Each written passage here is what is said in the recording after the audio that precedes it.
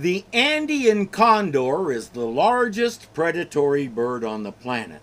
The Incas considered it a messenger from the deities portending good things. Then the Europeans came, started in with their stupid rumors about how the birds would carry away children and small pets, and they came close to wiping the birds out. It got worse when they brought livestock. The condors looked at the cattle and sheep and said, "Thank you," and started feasting. They're mainly carrion eaters, part of nature's carcass cleanup crew. But if you set a nice big smorgasbord in front of them, they'll dive in the same as you or I would. Today they're on the borderline between threatened and endangered. Either way, it's a good idea to leave them in peace. Ah, I missed. Well, we haven't missed many, have we, Willie? Somebody forgot to tell him to leave them in peace. The official endangered and threatened species list was created the same year that this appeared, and the Andean condor almost immediately went on it, although the listing said we needed a lot more information about them. Without satellites and drones and such, you had to physically climb to where you thought that bird landed and find the nest, count the eggs or hatchlings, and then get back down alive. I make fun of technology a lot, but conservation is one major field where it has made all the difference. And don't blame Billy. What does he know about the world? He's getting kind words and pats on the head. That is his world. Everyone there, including Billy, notices a jet going overhead. What is it, Race? I'm not sure, Dr. Quest. Looks like another leak in the oil line. I should have checked that relief valve back in San Martin. That's bad. There's no place to put down in these mountains. You need to tell that to the plane. I don't think it heard you. It intends to put down whether you find a place or not. As if by magic, a runway suddenly appears on top of a ridge. It's short, but it'll have to do.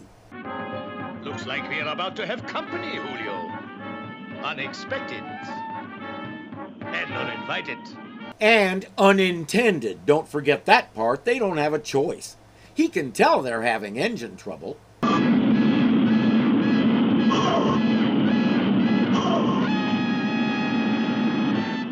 Well done. Excellent flying. Excellent. You handled that beautifully, Race. Thanks, Doctor. For a minute there, I thought we weren't going to make it. Now, if you'll excuse me, I need to go collapse. Say, that's quite a building for the middle of nowhere. Take a look at those old planes. One looks like a Fokker D7 and the other could be a Spad. Or maybe an old Newport. Hey, that's right, Johnny. Hey, this place is gonna be fun. Yeah, spooky castle, antique fighting planes. I'll bet there's even a dungeon. I am Baron Heinrich von Freudish. Welcome to Marienburg. And don't forget the creepy German host who's dressed like he's still in 1915 Bavaria. Marienburg, my humble castle in the Andes, named after my family's castle on the Rhine. Thank you, sir. I'm Dr. Quest, Benton Quest. I gather you have motor trouble? Yes, an oil leak, I'm afraid. We've had trouble with the relief valve. My hangar workshop is fully equipped. You are welcome to use it. And please accept the hospitality of Marienburg, such as it is. We have few guests. I suggest everybody stay right here while Race fixes the plane, because Bandit doesn't like this guy. And let's face it, dogs know. I trust my dog's opinion of people a lot more than I trust my own, because I like to think the best of anyone I meet. My dog knows better. When he first meets you, he'll bark at you and act all doggish, but if you're a decent person and you put your hand out to him, he'll warm up to you and probably lick the hand. If you're not a good person and you put your hand out to him, he'll run from you and keep barking. As far as I'm concerned, that's your cue to take a hike. Too bad our gang doesn't have much choice until Race can get that oil line fixed. The Baron's houseman is Julio, and he's a mute. I wouldn't expect to see two planes like that up here. Mementos of the past. I fly them very little anymore. You've kept them in fine shape, Baron. How else would a man treat his memories, Dr. Quest? Depends on what they are. I have plenty of memories that I'd be delighted to be rid of. But those planes tell us his memories are of the war and glory in the skies. You were lucky to sight my landing strip. There isn't another between here and La Paz. Well, we were lucky to get our ship down on that short runway, considering the altitude and your crosswinds. Oh, you are far too modest, Mr. Baron. I haven't seen flying like that since my old squadron was disbanded. Next, the boys get a short lesson about the Andian Condor, basically his spirit animal. Of course, they usually feed on carrion, dead bodies, but sometimes they will go for small live animals. I never let Willie out of my sight. I would imagine that's especially important when he's out shooting at them. Can you see it? The Condor swoops down, grabs Willie, and goes back up and says, "One more shot and the door gets it, see?" I have a strange feeling about this place, Jonny. Scary, isn't it? What was that? Maybe one of those hungry condors. It sounded more like Bubo the owl. No, that's bye-bye, Mr. Owl. In another room, that little monologue about condors jogged Dr. Quest's memory. The Baron. Where have I heard of him before? What do you think, Race? About Froelich? I think he's a weirdo. Between his memories, his condors, and his old squadron, he's got it bad. Of course, the Condor Squadron. I knew the name Baron von Froelich sounded familiar. Back in 1918, he was his country's top ace with 84 kills to his credit. No. That title will always belong to the man with 80 kills to his credit, Baron Manfred von Rexhofen. He fought for the other side and caused a lot of death and misery, and he was doing his job as part of a war. Despite everything, I have the highest respect for him. To my knowledge, he never crossed the line.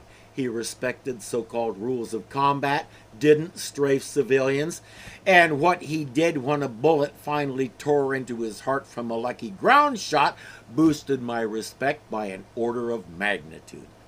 He knew he had seconds to live, and in those seconds, he carefully brought his plane down in an empty area so nobody would get hurt. It always annoys me when someone says he was shot down. That implies he lost a dogfight.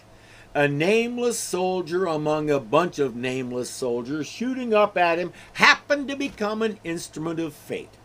And even then, he looked fate in the eyes and went out on his own terms. I can't help but respect that.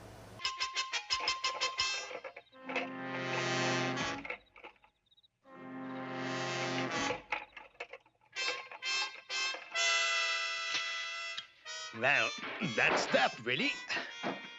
No one will leave here until I have played my little game.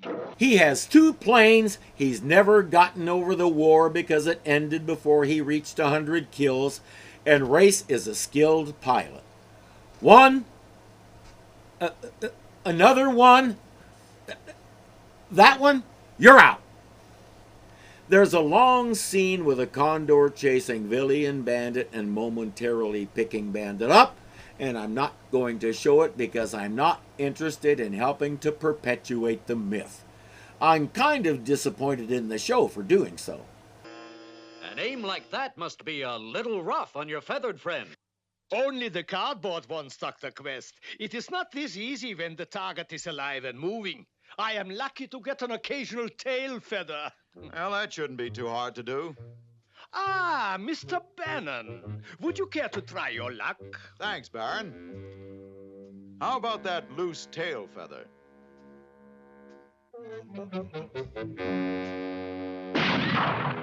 Good shot, Mr. Bannon. You would make a worthy opponent. I hope they're paying attention to what he said because I doubt he means baseball or chess. His nostalgia for the Great War leaves me wondering what he was doing during the second one. Someone seems to have tinkered with our plane during the night. Really? Julio, probably. Always trying to help. I will have a talk with him. Well, talk won't replace that relief valve. I'll have to get to La Paz for a new one. Would you care to borrow my spad, Mr. Bannon? Fly a spad that presumably doesn't have a radio into a busy international airport. What could go wrong? Especially with the Baron guiding him through the mountains in the D7. In this old flying outfit, I look like a late movie. With all these relics, it looks like the Baron came out of one. I wonder what's on his mind. He might have given us a hint when he said I'd make a worthy opponent. Gentlemen, I must warn you. Yep, Julio did it 23 years before Sammy Ayres. He gives them a vague warning and leaves. They have no clue what it's supposed to mean. Later, the boys are playing fetch with Bandit.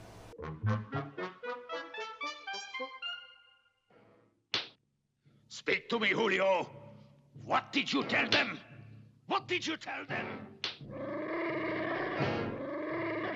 I know you can talk. I heard you. And what have you done with Willie? What have you done with Willie? He can't stay and keep slapping Julio. His stick hand is starting to hurt. Plus, it's time to take to the air with Race. As soon as he leaves, the boys move in and release Julio. Open that cupboard. Just open that cupboard. Willie's in it. You'd think the obvious question is why, but the more obvious question is why the Baron didn't hear him whimpering like that. Then we ask why kidnap the dog. The Baron intends to kill Mr. Bannon once he is in the air. Kill Race? How? In one last dogfight, Mr. Bannon will fly the Spad, the Baron the D7.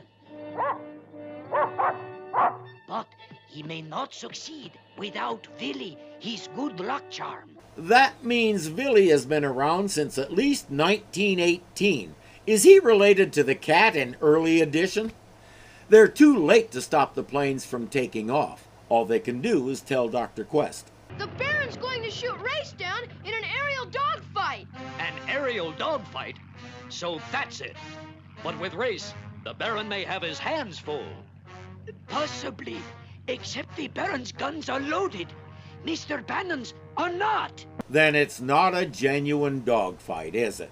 A true World War I dogfight pitted two fairly equal pilots and planes against each other in a mutual cat-and-mouse game, which raises the question of why it's called a dogfight.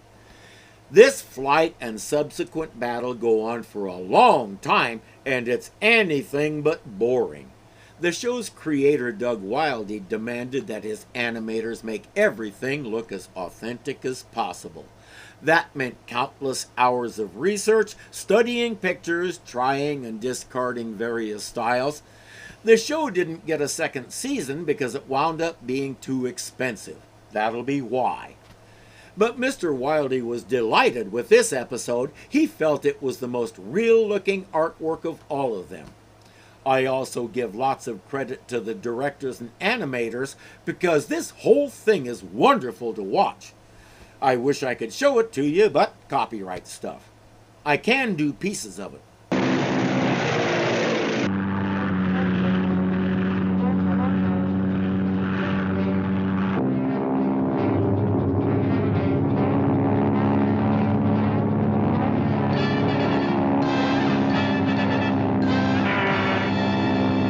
I was 11 when this aired, and when I saw that, I laughed uproariously. When I watched it yesterday, I laughed again. And then I looked it up. They really did that. These planes were made of next to nothing, and a nice big propeller could shred your controls in seconds and send you plummeting. I withdraw the laughter. Race knows his guns are empty, so he's going to have to get creative. Well, here we go again. Don't look now, you're being followed.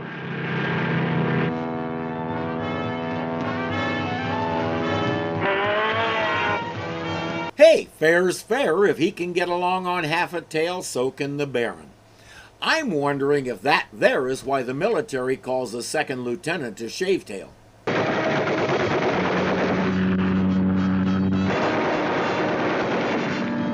His bullets are starting to hit. Yeah, they're hitting a lot of things. Some of those things don't like it.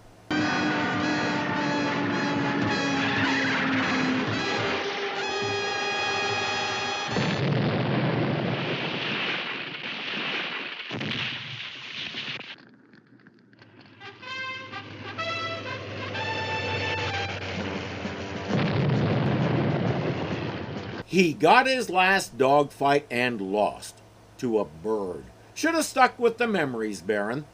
The jet is all fixed. Don't ask how, since Ray said he had to go to La Paz for parts, and Julio will stay here with Billy. By the looks of things, the Baron was quite well off, and Julio is the nearest thing he has to an heir. So they'll be fine. As for our crew, It's sure good that Condor was on our side. Yes, it is. Thanks for all the help. Amen. we know she was actually on nobody's side. She was opposed to the side that was shooting at her. I see no need to tell Jonnny that.